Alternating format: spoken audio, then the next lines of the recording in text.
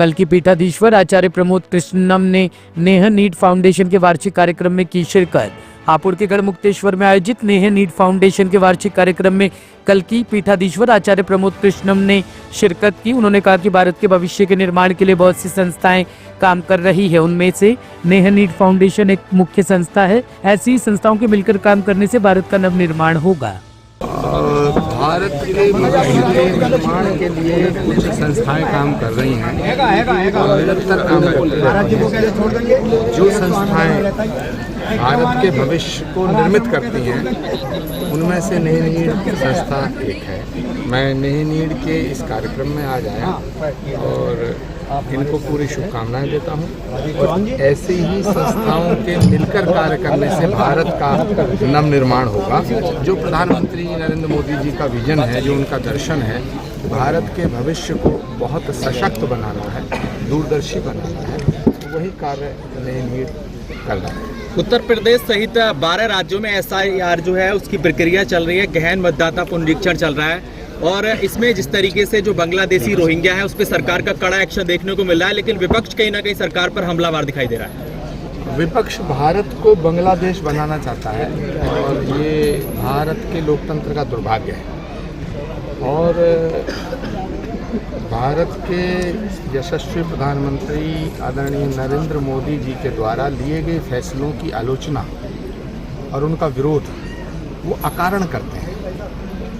मुझे तो आशंका है कि अगर नरेंद्र मोदी जी किसी दिन ये कह देंगे कि सूर्य पूरब से उगता है, तो राहुल गांधी जी और उनकी सारी टीम कहेगी कि नहीं, नरेंद्र मोदी जी गलत कह रहे हैं। तो वो आलोचना के लिए आलोचना नहीं कर रहे हैं, उन्हें नरेंद्र मोदी से नफरत है। तो नरेंद्र मोदी यदि राष्ट्र के हित में कोई फैसला लेते हैं तो उसका वो विरोध करते हैं, सड़क पर आकर के विरोध करते हैं, पार्लियामेंट में विरोध करते हैं, संसद को कबड्डी का मैदान बनाना चाहते हैं, इस देश को बांग्लादेश बनाना चाहते हैं।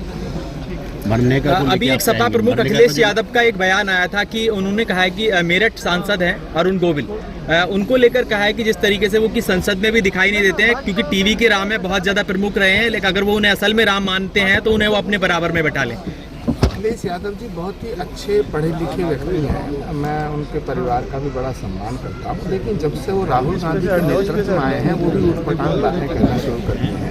मुझे लगता है राहुल गांधी जी का जो राहु है बड़ा पावरफुल है और राहुल गांधी जी का राहु अखिलेश यादव जी के सिर पे चढ़ गया है, इसीलिए अखिलेश यादव जी उल्टी सीधी बातें कर रहे हैं। 2027 का चुनाव आने वाला है।